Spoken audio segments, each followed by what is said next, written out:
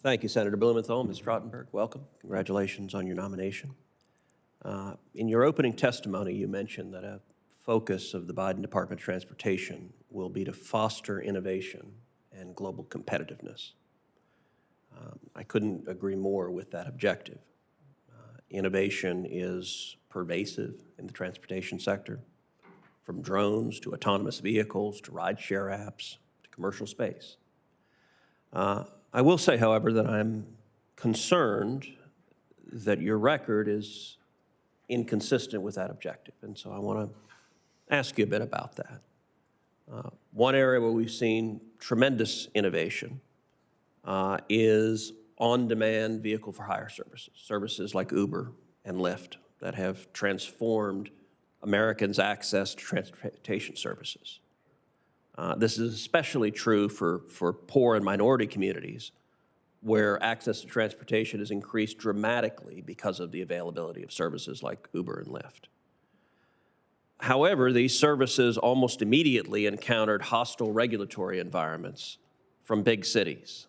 And despite the fact that Uber first entered the New York City market in 2011 and Lyft entered in 2014, in 2019, New York City instituted a draconian crackdown on Uber and Lyft, which you published an op-ed supporting while you were New York City Transportation Commissioner, limiting the number of vehicles that it can operate at a particular time, mandating that drivers carry a passenger at least 69% of the time while operating in Manhattan below 96th Street.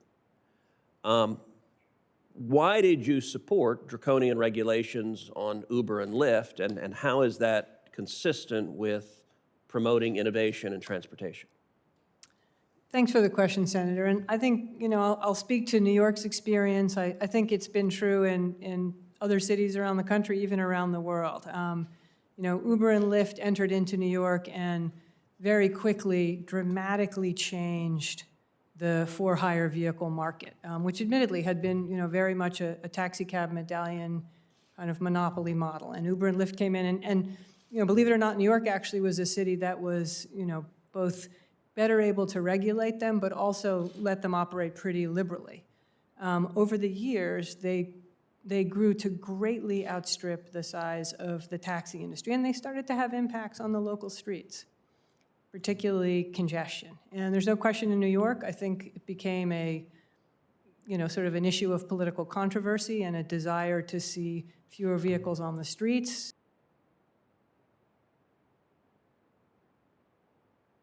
That's all. But in New York, that was where the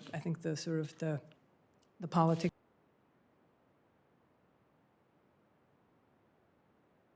Consistent with your description of allowing them to operate, I think you said quite liberally.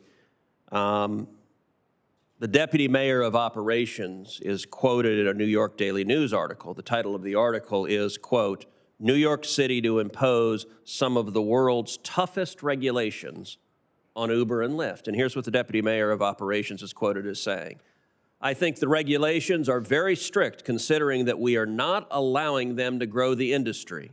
We wanted to do the cap in 2015. That law, as you know, was later struck down by a New York State Supreme Court judge who said there was no rational basis to calculate the time drivers spent looking for new passengers." How can this committee be confident in the regulatory approach you would take at the Department of Transportation on a federal level, given to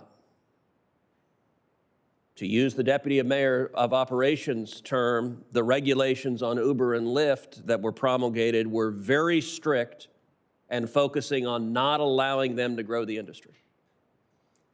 Again, Senator, thanks for the question. And I think if you look at the record of Uber and Lyft, they did have a lot of growth in New York City. But there did come a time, and again, not just out of the mayor's office, but our city council as well, that there was a desire to see some limits on that growth.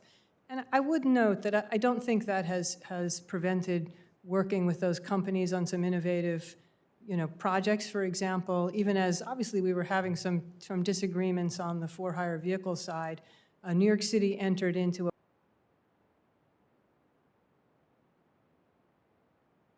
most successful bike share programs in the country. Lyft has been a terrific partner.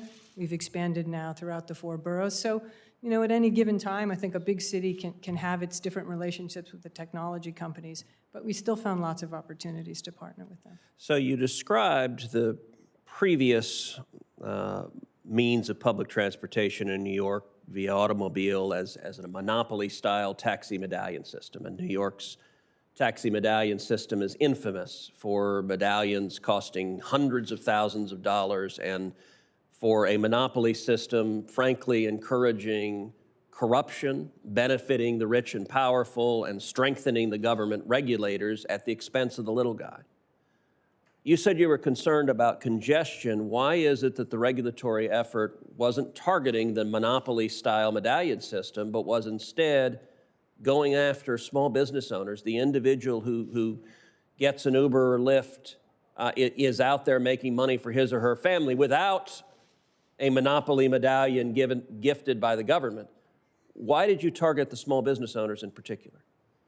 Well, I think it's a good question, Senator. Thank you. I think you have to be a little careful, I think, about generalizing too much. There's a lot of overlap in the driving population for both medallion cabs and Uber and Lyft. A lot of drivers drive for both. There are certainly, you know, some sort of larger investors who own a lot of medallions, but a lot of drivers just individually owned their own medallions. So it's a pretty diverse population of drivers. And you know, look, I recognize New York City, I think, had its own, sort of forged its own path in dealing with these very, you know, new and growing technologies. But I think, you know, it did not mean that the city was unwilling. Again, as I mentioned, our partnership with Lyft on bike share, not, you know, unwilling to work with these technology companies.